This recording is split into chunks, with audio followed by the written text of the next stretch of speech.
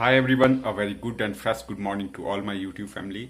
आप सभी के लिए लेकर आ गए हैं एक नया ब्लॉग और आज का ब्लॉग होने वाला है बहुत ही खास।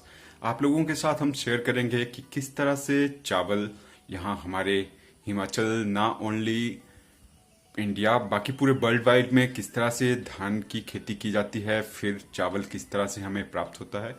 तो किसानों को हमेशा सपोर्ट करना चाहिए और किसान बहुत ज़्यादा मजदूरी का काम करते हैं, बहुत ही ज़्यादा हार्ड वर्क जिसको मैं बोलता हूँ वो किसान भाई करते हैं हमारे। तो सपोर्ट कीजिए उन्हें। और एक और बात कहना चाहता हूँ कि अनाज को ज़रा सा भी वेस्ट मत होने दीजिए।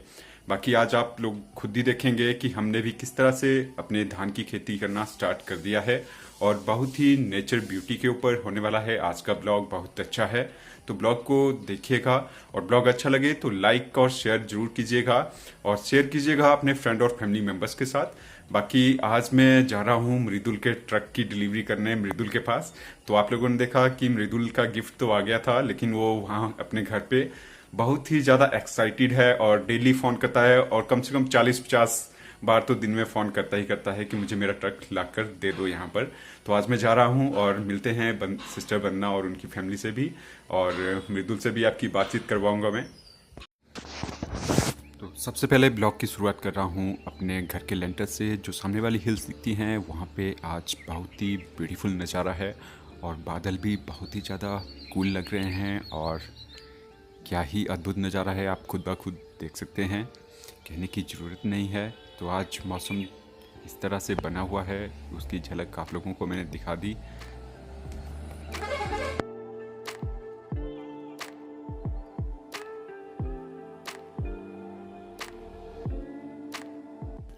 सामने वाली हिल्स तो आप लोगों को अक्सर दिखाते रहते हैं, तो क्यों ना आज कर लें आसमान की सैर। तो चलते हैं बादलों के बीचों बीच। आसमान कुछ इस तरह से दिख रहा है, बहुत ही प्यारा और अद्भुत नज़ारा मेरे को ये लग रहा था, तो मुझसे रहा नहीं गया और मैंने कैप्चर कर लिया इस नज़ारे को स्पेशली आप सभी लोगों के लिए।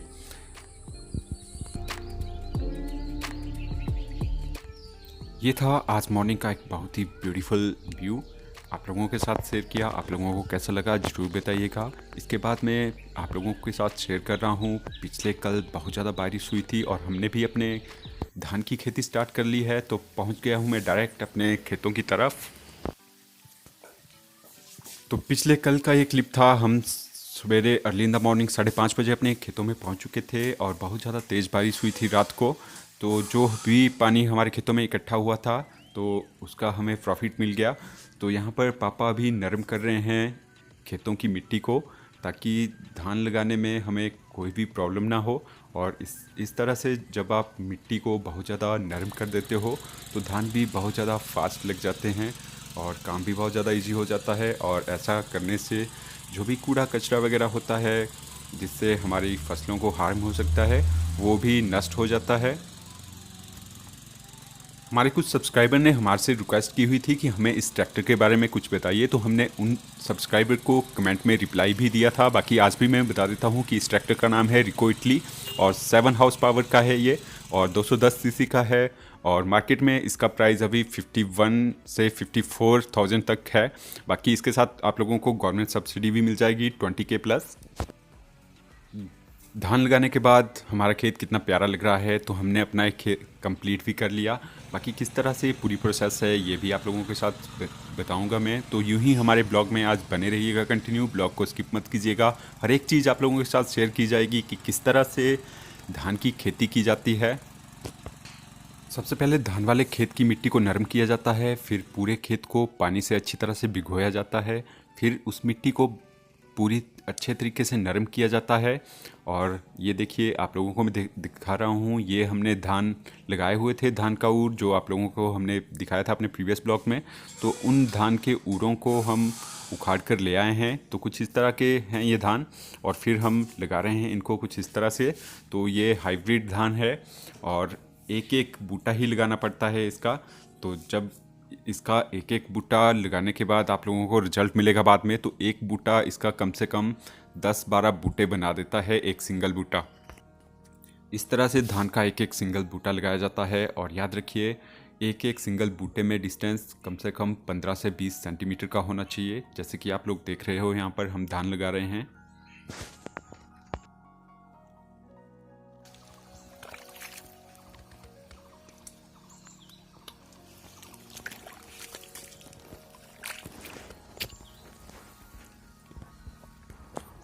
पिछले साल भी जब हमने अपने धान की खेती लगाई हुई थी तो हमारे कुछ सब्सक्राइबर ने और व्यूअर ने ये कहा था कि हमने फ़र्स्ट टाइम देखा कि धान किस तरह से उगाया जाता है।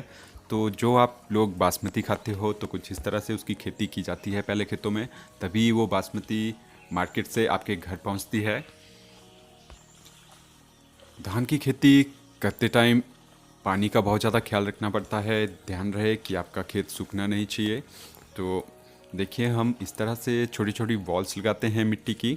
ऐसा करने से जो पानी है हमारे खेतों का वो खेतों से बाहर नहीं निकलता और खेत पानी से भरे हुए रहते हैं और धान की ग्रोथ भी बहुत ज़्यादा होती है। ऐसा करने से जितना पानी धान को मिलता रहता है धान की ग्रोथ उतनी ही ज़्यादा होती रहती है और आपकी फसल बहुत ही ज़्यादा A1 ग्रेड की निकलती है। आप लोगों ने देखा पापा ने किस तरह से जो खेत हैं खेतों की मिट्टी को नरम किया ट्रैक्टर से। तो उसके बाद की प्रोसेस में आप लोगों को दिखाता हूँ कि जब पानी से पूरे खेत को भर लिया जाता है तो उसके बाद इस तरह से उस मिट्टी को नरम किया जाता है।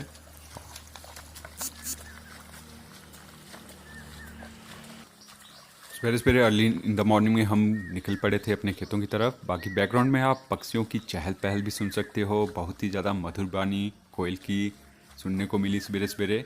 तो इस तरह का एटमॉस्फेयर है हमारे गांव का और बिल्कुल शांत और कोई भी पोल्यूशन नहीं है, तो बहुत अच्छा रहता है गांव में, रहने का मज़ा ही कुछ और है।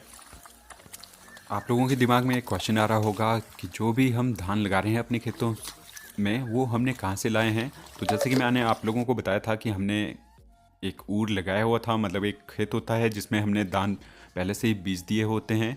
जब ये इस तरह से बड़े हो जाते हैं तब इनको हम उखाड़ कर लाते हैं और जब भी खेत बनकर तैयार हो जाता है, रेडी हो जाता है धान लगाने के लिए, तो उस टाइम उखाड़ कर लाते हैं इनको खेतों में और फिर लगाते हैं जैसे कि आप लोगों को मैंने दिखाया।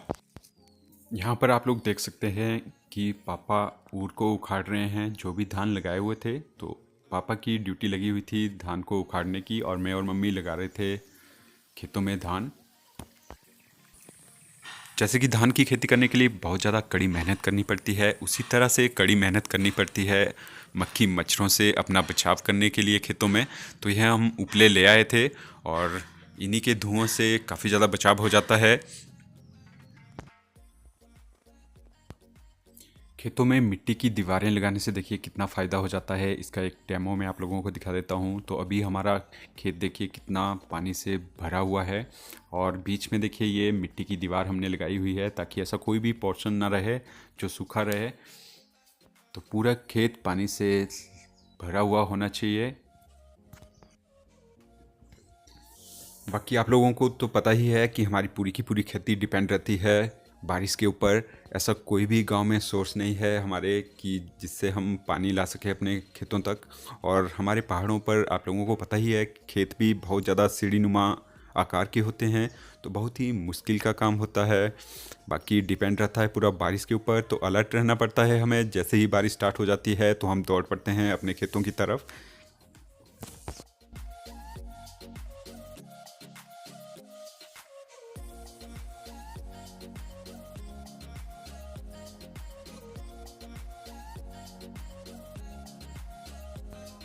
धान लगाने के बाद हमारे खेत कुछ इस तरह के दिख रहे हैं और ये जो दीवारें लगाई हुई हैं मिट्टी की वो भी थोड़ी थोड़ी सूखना स्टार्ट हो गया है खेत, क्योंकि आप लोगों को जैसे मैंने बताया कि पूरे की पूरी खेती डिपेंड है बारिश के ऊपर। तो बारिश एकदम से बंद हो गई और मौसम ने करवट बदल दी, मौसम साफ़ हो गया और धीरे धीरे पानी भी सूखना स्टार्ट हो गया है खेत का। बाकी कुछ इस तरह से बहुत ही ज़्यादा प्यारा लगता है खेत धान लगाने के बाद।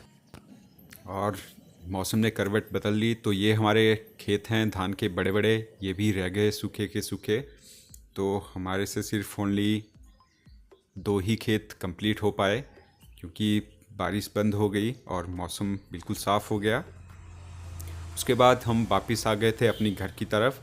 और आप लोगों को बता दूं मेरा छोटा भाई पिछले कल आया घर को, तो मैं उसको पिकअप करने के लिए गया हुआ था धर्मपुर में, क्योंकि बसेस वगैरह की भी बहुत ही कम सर्विस है ड्यू टू कोविड। तो जब वो वहाँ पे पहुँचा तकरीबन 12 साढ़े 12 बजे, तो वहाँ पर बस की कोई सर्विस नहीं थी। 4 बजे से पहले उसको कोई भी बस नहीं मिलनी थी। तो मैं गाड़ी लेकर चला गया धर्मपुर और उसको मैंने वहाँ से पिक कर लिया। तो धर्मपुर गया ही था तो मैंने एक छोटा सा क्लिप धर्मपुर का भी ले लिया और आप लोगों के साथ शेयर किया। तो ये है हमारा धर्मपुर। आप लोगों को कैसा लगा धर्मपुर, आप लोग जरूर बताइएगा। तो कुछ यूँ था हमारा आज का ब्लॉग, आप लोगों को कैसा लगा जरूर बताइएगा। और ब्लॉग अच्छा लगे तो लाइक और शेयर कीजिएगा। तो जल्द ही मिलेंगे आप लोगों के साथ नेक्स्ट ब्लॉग में।